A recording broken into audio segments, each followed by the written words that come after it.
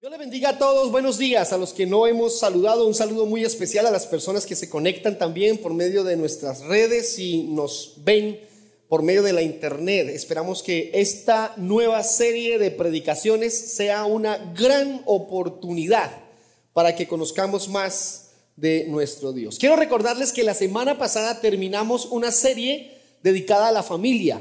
Fueron 7 enseñanzas dadas para fortalecer nuestros lazos familiares. Pero hoy vamos a comenzar una nueva serie. Esta serie la hemos denominado las 5 solas. 5 solas. Es que ese es el nombre que ha recibido durante muchas décadas un conjunto de enseñanzas que habla sobre los fundamentos de nuestra fe. Entonces se llama las 5 solas.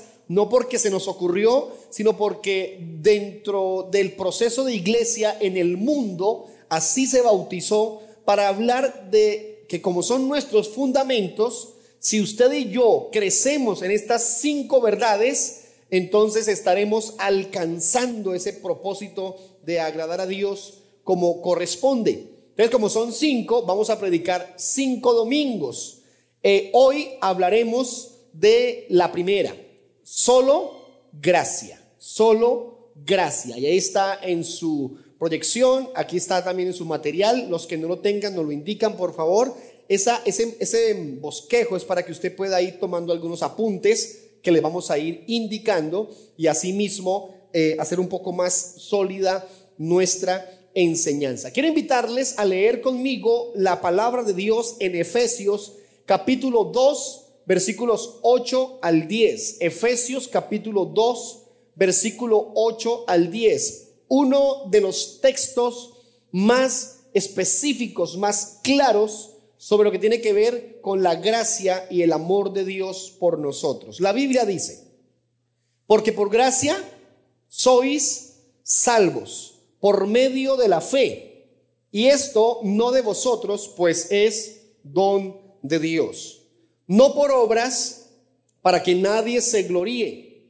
¿Por qué? Porque somos hechura suya, creados en Cristo Jesús para buenas obras, las cuales Dios preparó de antemano para que anduviésemos en ellas. Quiero volver a leer el versículo 10 para que usted tenga estas verdades cada vez más reales en su corazón.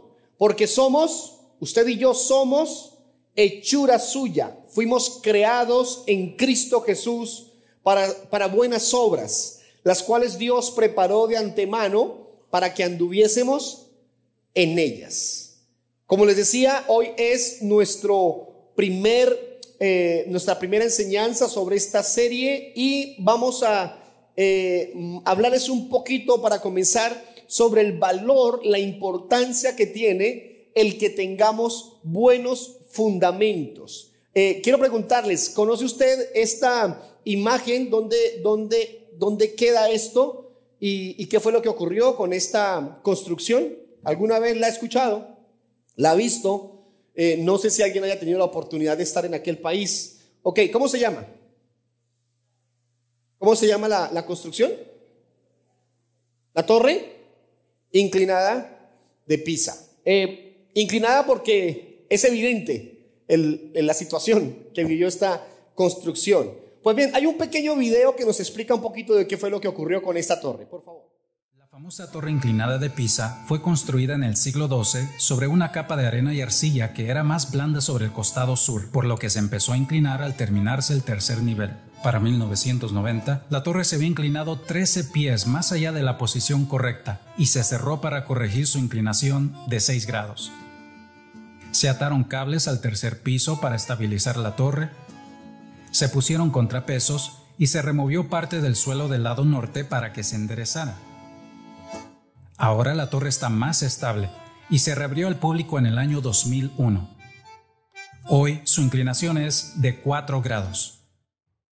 Quiere decir que hicieron la construcción debido al problema del terreno y algunas otras cosas. La torre se inclina y tardaron más de 10 años en darle un poco de estabilidad, de enderezarla. 10 años para no perder la construcción, sino intentar recuperarla. Es que es muy complicado volver las cosas a su lugar cuando se han salido de su cauce, de su camino. Pues bien, se tardaron 10 años, gastaron $30 millones enderezando esto, haciendo el proceso, y quién sabe cuánto trabajo de ingeniería, de arquitectura, cuántas cosas para volver a su lugar. Todo esto por un problema específico, y es que el fundamento con el que construyeron o que pusieron para construir la torre no era el fundamento correcto.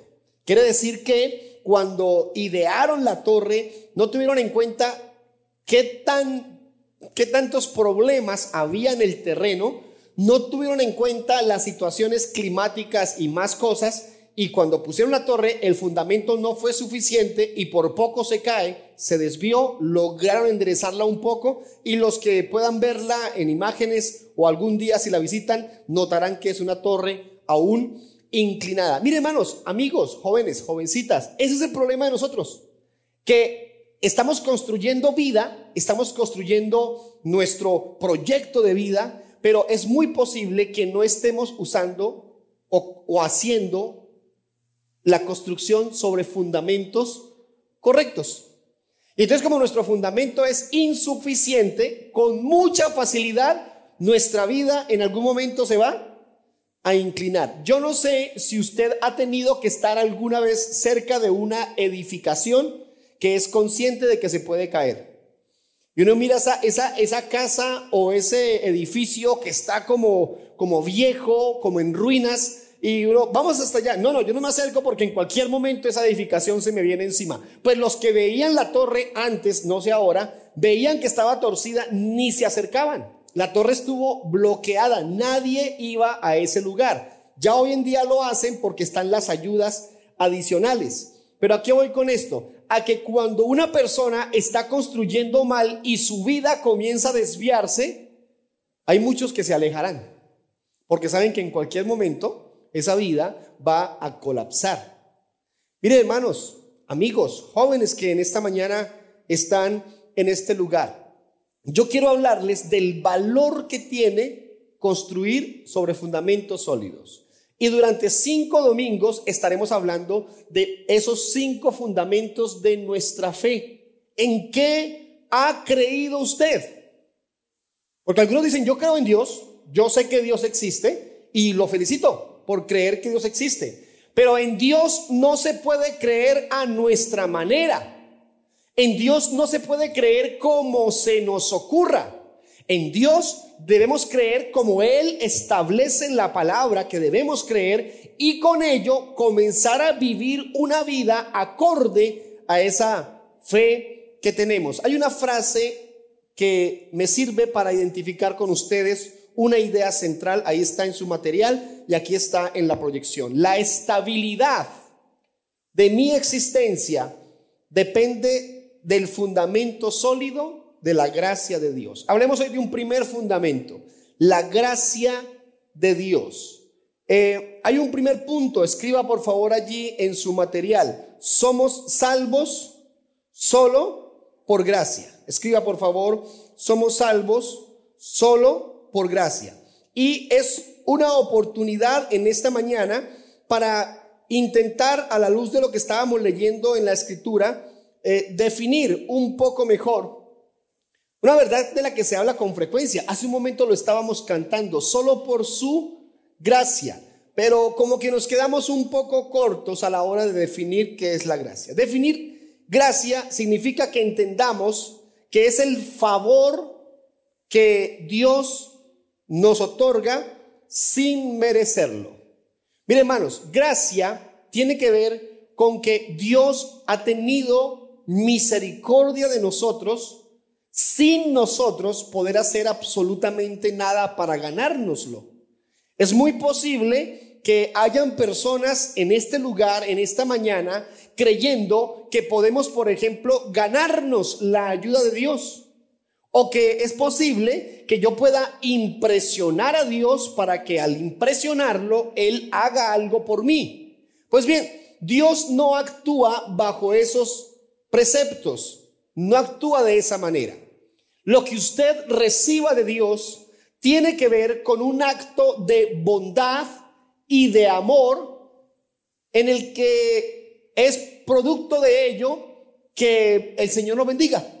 Tiene que ver con un acto de amor tan maravilloso, tan grandioso, que Él viene a nuestra vida y hace cosas inmejorables, cosas que nadie puede hacerlas como Él las hace, y con ello entonces comenzamos a disfrutar de privilegios tan increíbles como el hecho de poder ser, por ejemplo, hijos de Dios.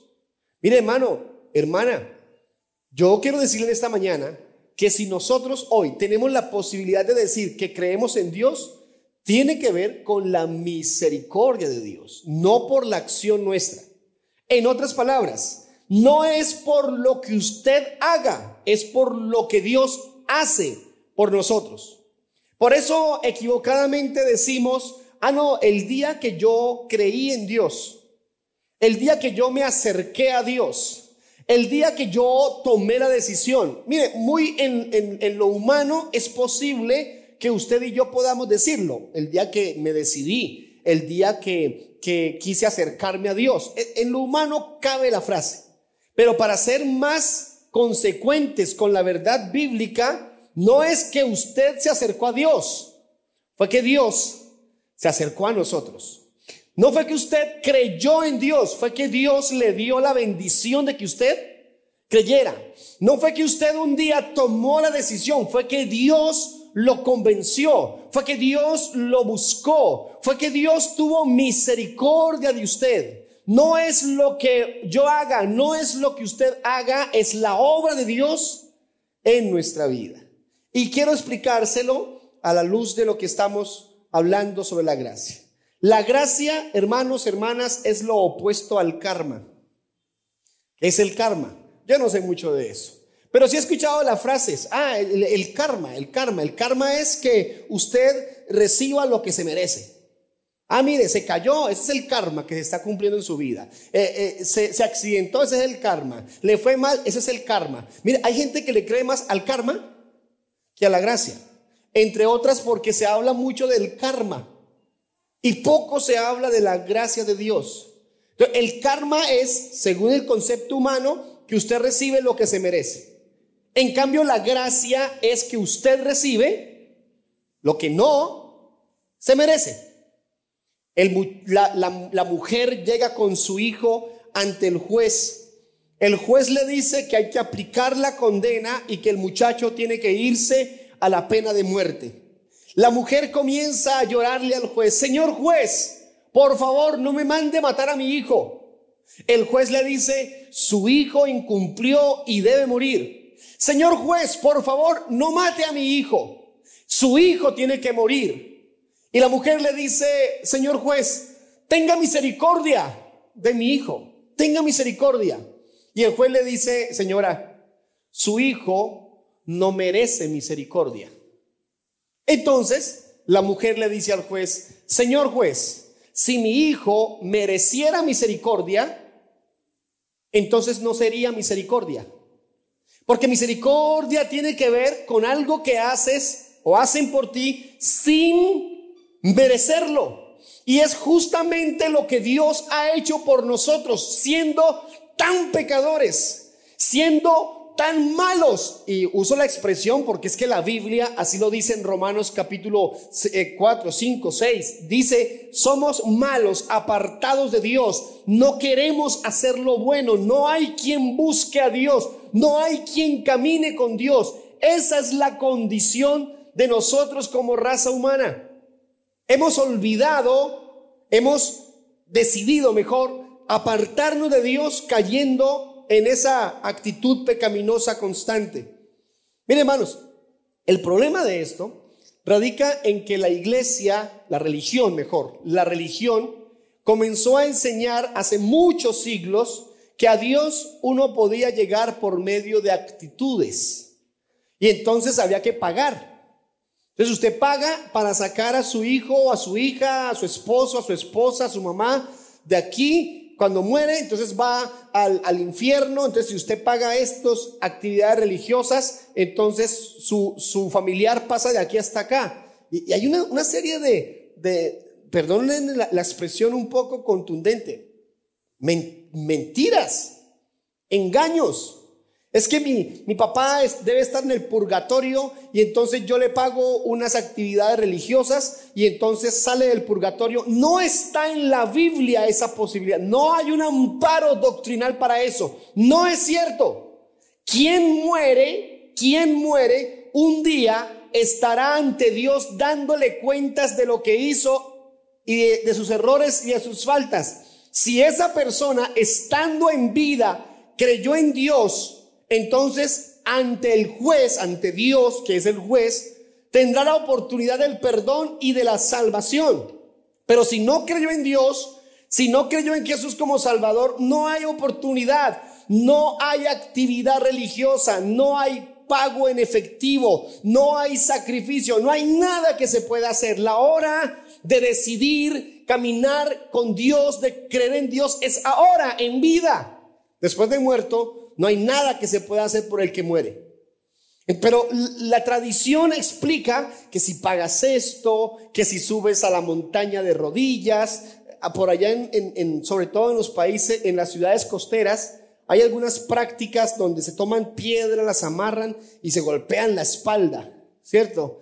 Y se maltratan porque eso es una forma de sacrificio para Dios. No existe tal cosa, no es correcto, no genera un beneficio espiritual. Ahí no se logra nada con eso. Pero la religión explicó eso y la religión comenzó a convencer al mundo de que no era por gracia, de que no era por creer en Dios, sino por hacer cosas adicionales. Es por eso, hermano, hermana, que hoy en día vivimos convencidos de que debemos estar haciendo cosas para ganarnos el favor de Dios. Entonces algunos dicen, ay, esta mañana se me olvidó orar, seguro hoy me va a ir mal. Entonces la oración para algunos es un agüero, ¿sí? Si oro me va bien, si no oro me va mal. Pues quiero decirles que hay mucha gente que no ora y le va bien, y hay gente que ora mucho y le va mal. Ahora, mal entre comillas. ¿Quién califica de eso de que le va bien o mal? Mire, hermano, nosotros calificamos. Pero nosotros no nos va ni bien ni mal. Nosotros lo que estamos viviendo es en la voluntad de Dios y Él está haciendo su obra todos los días en nosotros. Entonces lo que quiero llevarle a entender es que no es por lo que usted haga, es por la misericordia, por la bondad, por la gracia de Dios, todo lo que recibimos. A partir de esta situación, un hombre llamado Martín Lutero y otros reformadores se dedicaron durante un buen tiempo, hace 500 años, a trabajar para cambiar todo ese problema religioso en lo que se conoció como la Reforma. Y por allá en la puerta del templo donde uno de ellos servía, Martín Lutero, clavó en la puerta, por ahí está la puerta, regálamela por favor, clavó en la puerta las tesis que explicaban mejor la verdad bíblica, el principio doctrinal. Y entonces cuando lo hizo, la gente se conmocionó. ¿Cómo así que un sacerdote está diciendo que no hay que pagar esto, que no hay que pagar aquello? ¿Cómo así que un sacerdote está diciendo que no hay que ir de rodillas hasta un lugar, que no hay que hacer esto otro? ¿Cómo así que no? Pues no hay que hacerlo, hay que creer en Dios. Y a partir de esa fe, entonces ver la obra de Dios en nuestra vida.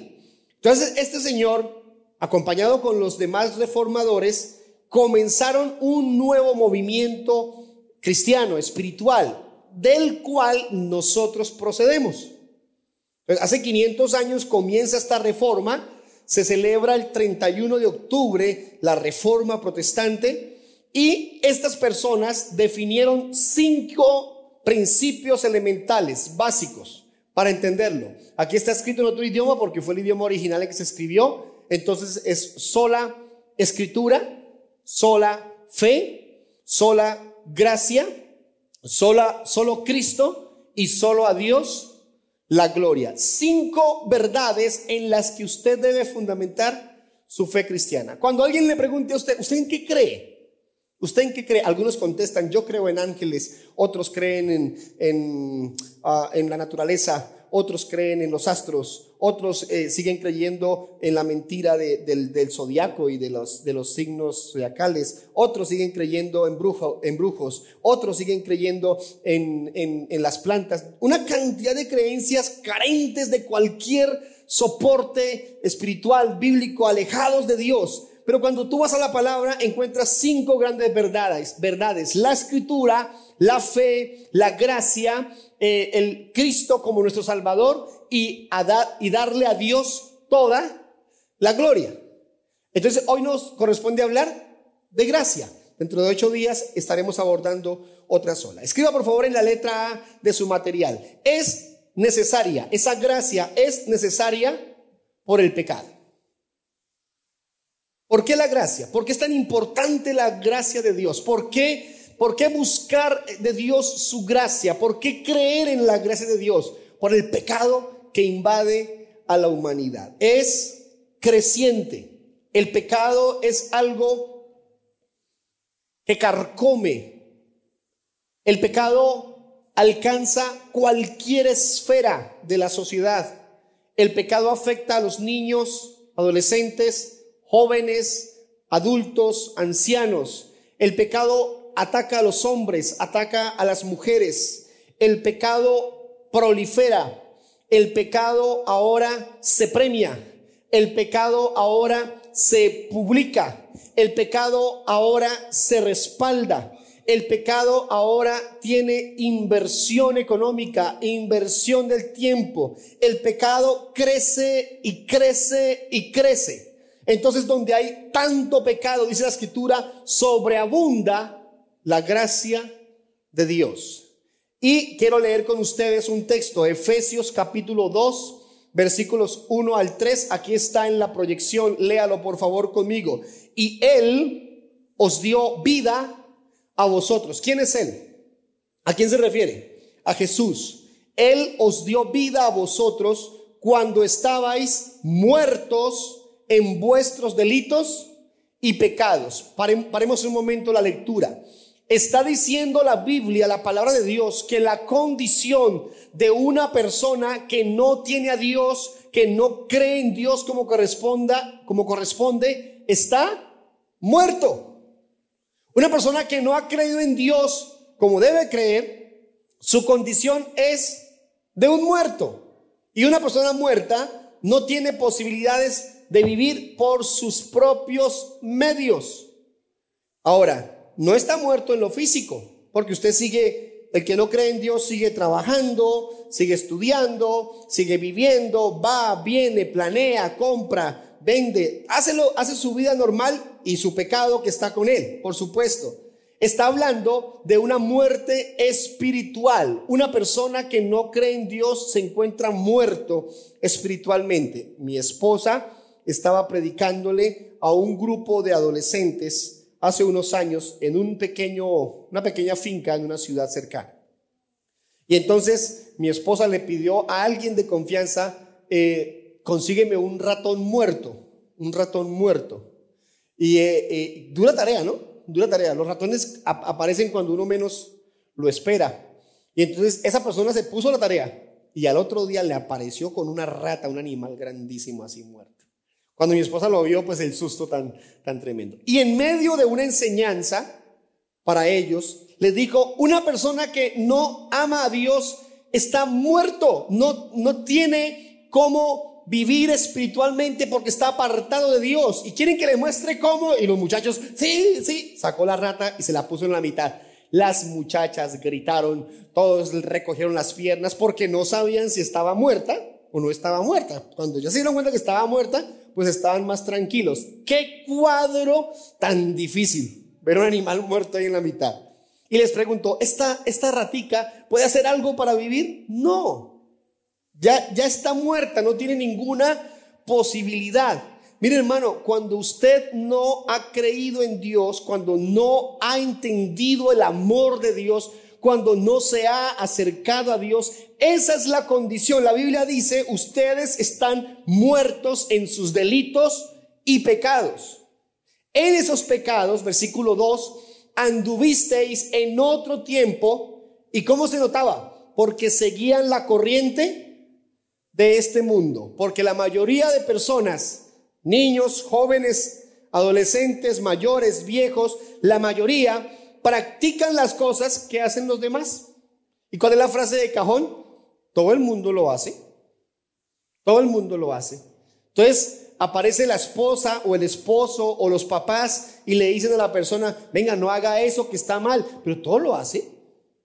Yo no le hago mal a nadie con eso. Yo lo hago, pero pues nadie sufre por eso. No sufre por mí, dicen algunos. Entonces, esa es la condición de una persona que no cree en Dios. Está siguiendo la corriente de este mundo, conforme al príncipe de la potestad del aire. Se refiere al diablo, a Satanás. Ah, no, pastor, yo no creo en el diablo, no creo que exista. Esa es una de las principales mentiras de Satanás.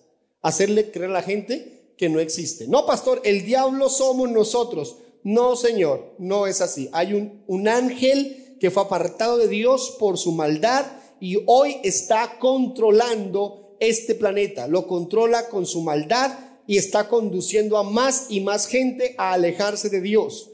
No, pastor, ¿cuál infierno? El infierno no existe. El infierno es este donde estamos. Si este es el infierno, yo quiero vivir aquí. Aquí se vive rico, con problemas, pero es rico, aquí en la tierra. No, el infierno, dice la Biblia, que es un lugar de castigo persistente, castigo eterno. ¿Reservado para quién? Para el diablo y para sus seguidores. Y no queremos eso para nadie.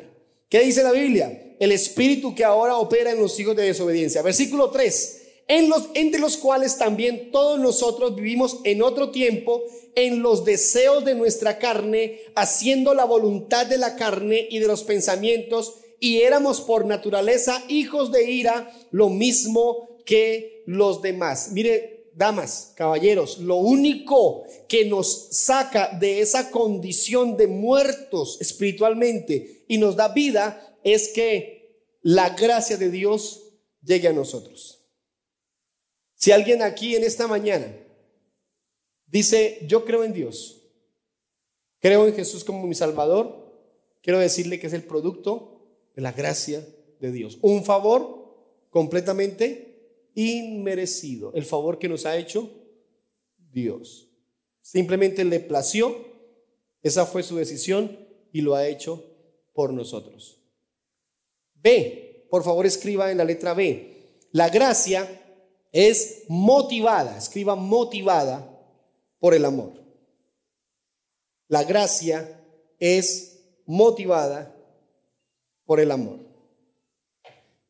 ¿Qué es lo que causa que Dios haga algo por mí en estos tiempos? ¿Qué es lo que causa que Dios se fije en mí siendo tan pecador, siendo tan apartado de los caminos de Dios, siendo tan inclinado como la torre, siendo inclinado a lo perverso? ¿Por qué Dios toma esa decisión de ayudarme?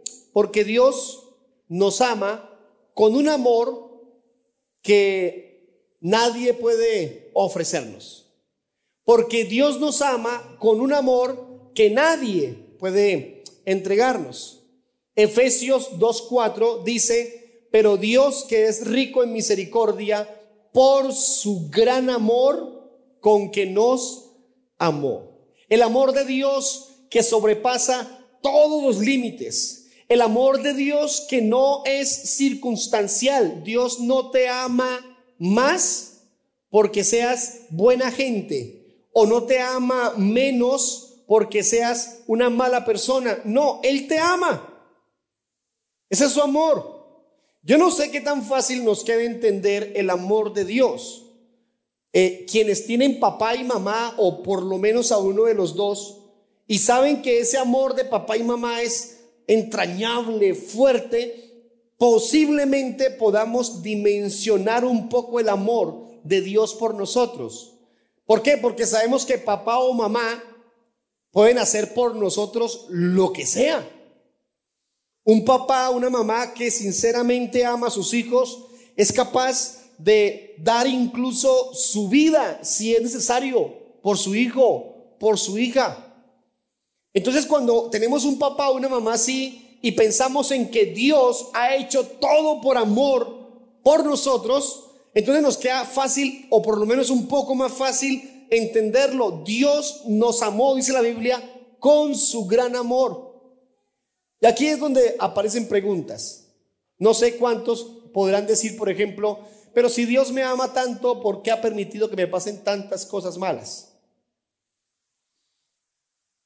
Y si Dios es tan bueno, ¿por qué permite tantos problemas, tanta enfermedad? ¿Por qué permitió la pandemia? Si Dios es tan bueno. Y si Dios es tan amoroso, ¿por qué me va tan mal?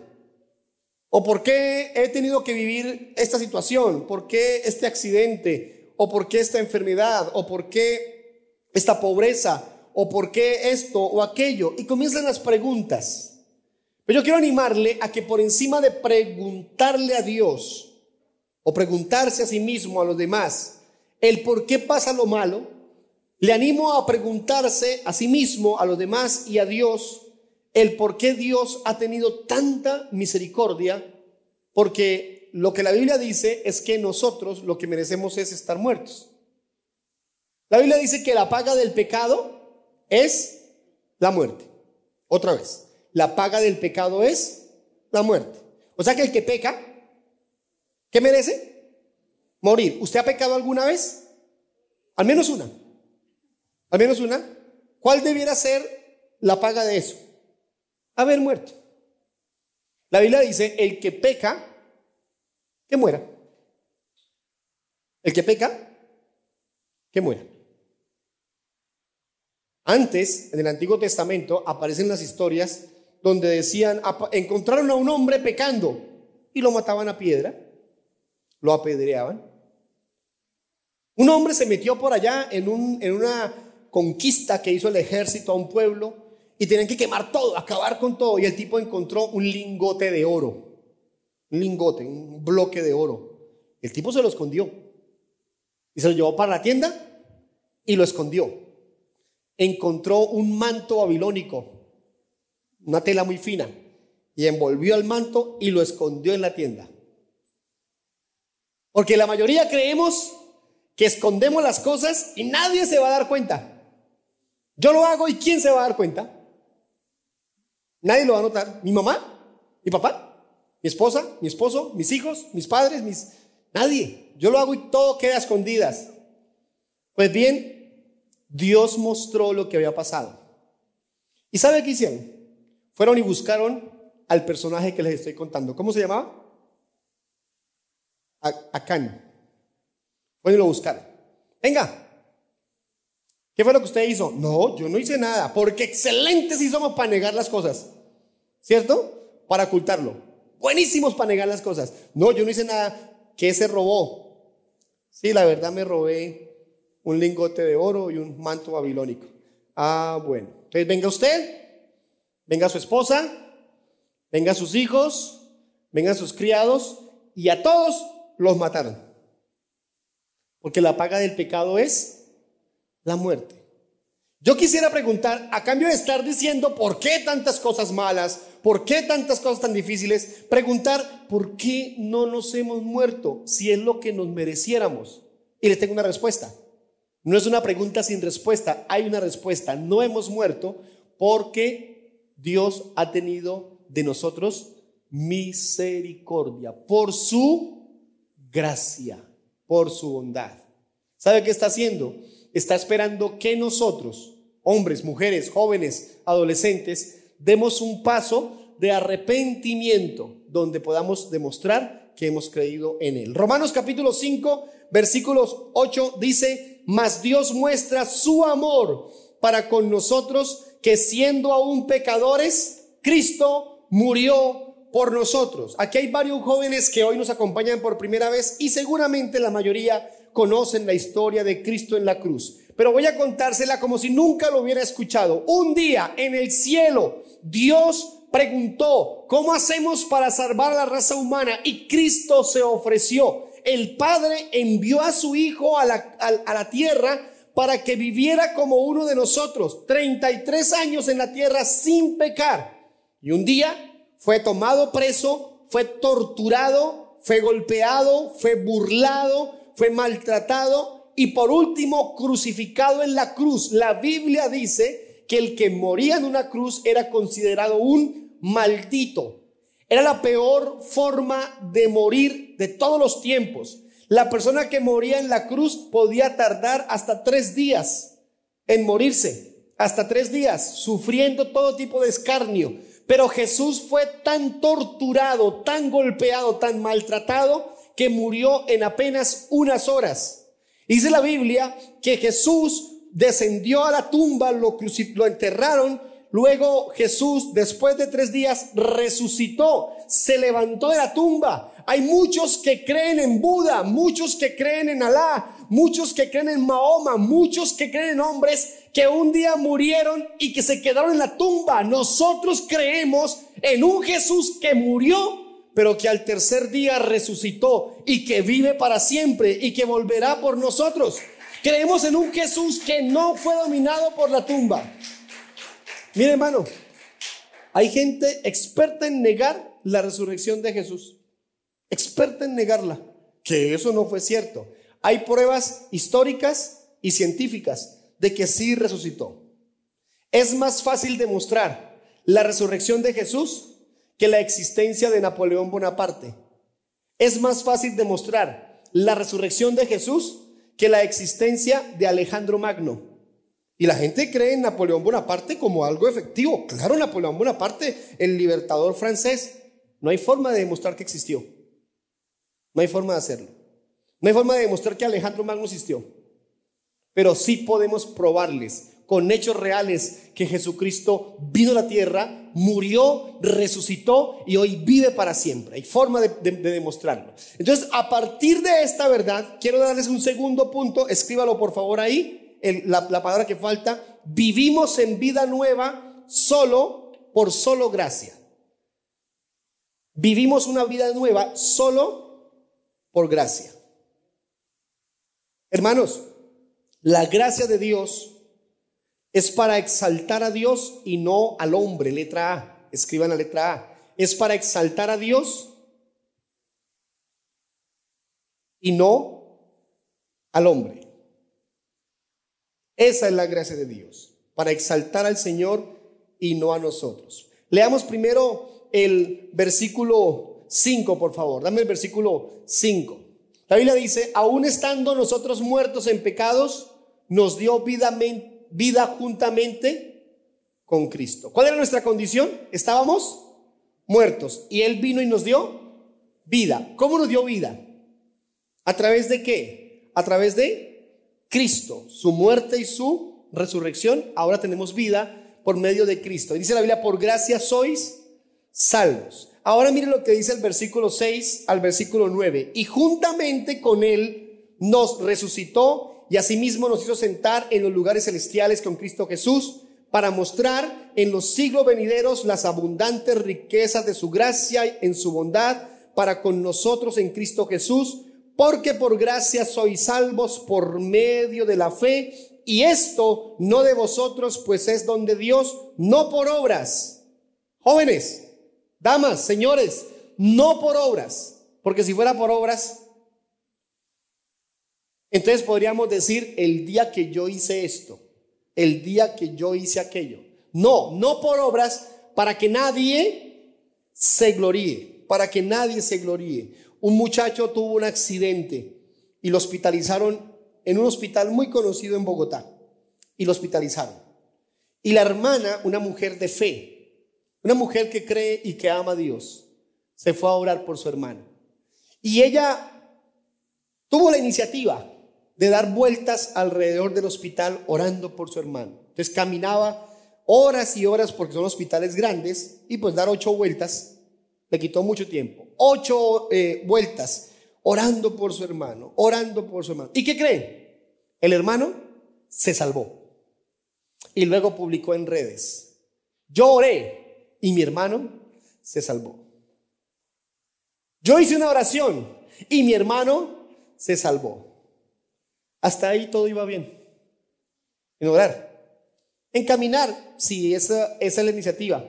porque uno puede orar sentado, arrodillado, como quiera, ¿cierto? Pero ¿dónde cometió el error? En creer que lo que Dios hace tiene que ver con mi obra, con mi acción. ¿Qué sería lo correcto decir? Dios salvó a mi hermano. Dios sanó a mi hermano. Dios obró en mi hermano. Estamos hablando de que no es por obras. Miren, hermanos, la gracia de Dios es para que el nombre de nuestro Dios sea exaltado. Para que usted pueda reconocer que si camina con Dios es por la misericordia de nuestro Salvador. B, escriba por favor, y estamos terminando. Produce fruto de buenas obras. La gracia de Dios produce fruto de buenas obras. El versículo 10 dice: porque somos hechura suya, creados en Cristo Jesús para buenas obras, las cuales Dios preparó de antemano para que anduviésemos en ellas. Bonito. Qué importante creerlo. Él nos hizo. Estos muchachos que hoy nos acompañan, yo no sé cuántas teorías hayan llegado a su cabecita, producto de la parte académica o de la iniciativa propia, de buscar la razón de ser de la vida, porque todos en algún momento estamos en ese plan. ¿De dónde venimos? ¿Quiénes somos? ¿Qué hacemos aquí? Y quién sabe cuántas teorías tendrán en su cabeza, ya les dije, académicas o por la razón que hayan llegado a ella. Y se tiene pensamientos incluso alocados con respecto a de dónde venimos. Se asumen varias o diferentes hipótesis y teorías. Pero hoy yo quiero garantizarles, jóvenes, jovencitas, a ustedes y a todos los presentes, la verdad de Dios con respecto a la verdad de la creación, y decirles que el hecho de que alguien no crea esto no quiere decir que sea mentira. De hecho, la Biblia dice en Hebreos 11, capítulo 1 y 2, versículos 1 y 2, que por la fe creemos que este mundo fue creado por Dios. Es decir, que si no hay fe, no se puede creer, no se puede entender que Dios creó este planeta. Y el versículo 10 que estamos leyendo dice: porque usted y yo, jóvenes, señores, damas, fuimos creados por Dios. Somos hechura suya, creados en Cristo Jesús para buenas obras. ¿Para qué te creó Dios? Para lo bueno. Dios no te creó para lo malo. Dios no te creó para una cárcel. Dios no te creó para un reformatorio. Dios no te creó para un centro de reclusión para menores. No te creó para que estés viviendo en la calle como un hombre, una mujer de la calle. No te creó para el infierno. Dios te creó para buenas obras, las cuales Él preparó, Dios las preparó de antemano. Es decir, ¿cuándo estableció esas buenas obras? Cuando usted nació. Nació fulanito. Mira, está bonito el muchacho, ¿qué lo pongo a hacer? No. La Biblia dice que Él estableció estas buenas obras desde antes de la fundación del mundo. Es decir, que lo que está pasando hoy en este lugar, a esta hora, está establecido por Dios desde la eternidad y para la eternidad. Él no improvisa. Dios no juega a los dados con nosotros. Él está actuando de manera perfecta en todo lo que hace. Termino con este versículo, 2 Timoteo 1:9. ¿Quién nos salvó? Ojalá, muchachos, ojalá, hermanos, hermanas, estas fueron nuestras palabras. Él nos salvó. Mire, Él no dice aquí cuando creímos. Aquí no dice Pablo el día que yo di el paso de fe. No. Quien nos salvó, fue Él el que nos salvó. Y llamó con llamamiento santo, no conforme a nuestras obras. ¿Por qué? Porque si hubiera sido conforme a nuestras obras, ¿qué hubiera pasado? Hubiéramos muerto. No conforme a nuestras obras, sino según el propósito de Dios y la gracia que nos fue dada en Cristo Jesús antes de los tiempos de los siglos. ¿Desde cuándo fue dada la gracia? Desde antes de los tiempos. Usted y yo somos el producto del amor y la misericordia de Dios. El único que puede dar vida es Dios. Por lo tanto, es el único que la puede quitar. Si hoy tenemos vida, si hoy creemos en Dios, todo tiene que ver con la bondad y la misericordia de nuestro Salvador. Póngase en pie, por favor, es tan amable. Vamos a orar juntos en esta mañana.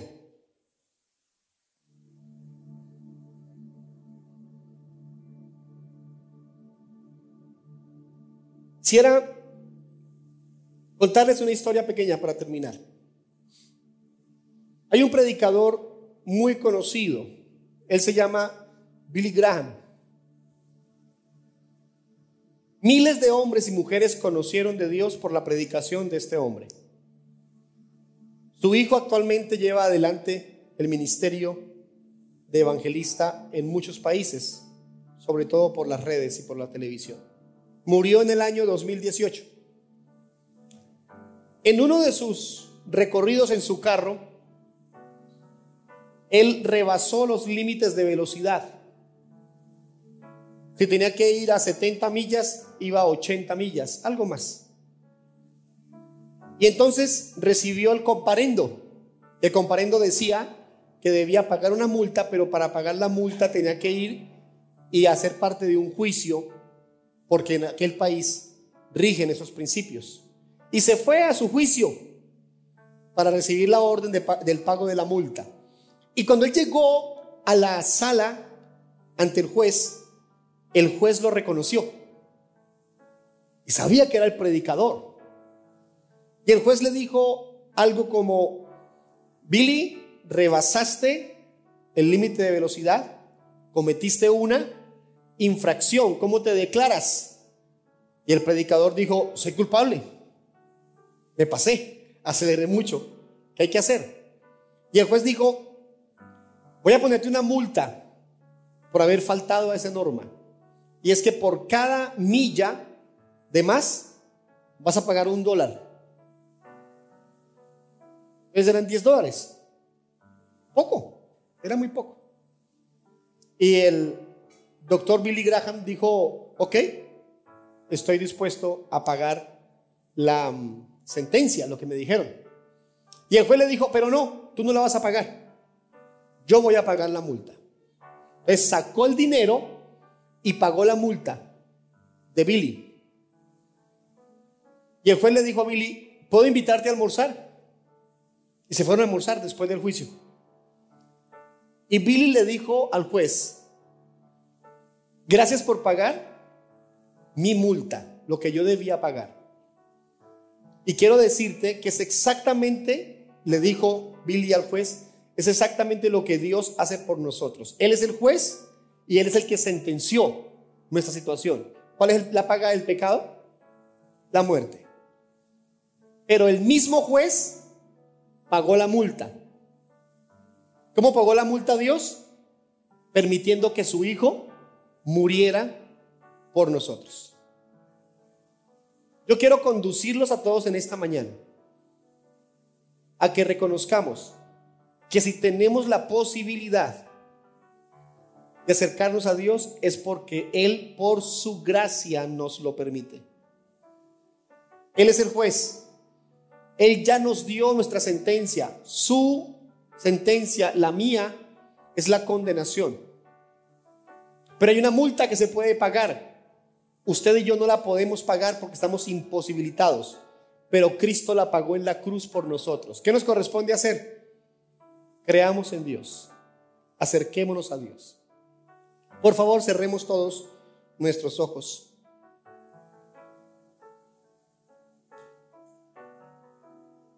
Y allí en lo secreto, cada uno en lo particular, si quiere por un momento orar conmigo, hágalo, por favor. Y si alguien dice en esta mañana: yo quiero recibir de esa gracia, de esa misericordia de Dios, allí en su pensamiento o de manera verbal, que lo podamos oír como quiera, Repita conmigo estas palabras. Diga: Señor, reconozco mi pecado delante de ti. Reconozco que mi condición sin ti no tiene posibilidades, no hay ninguna opción para mí.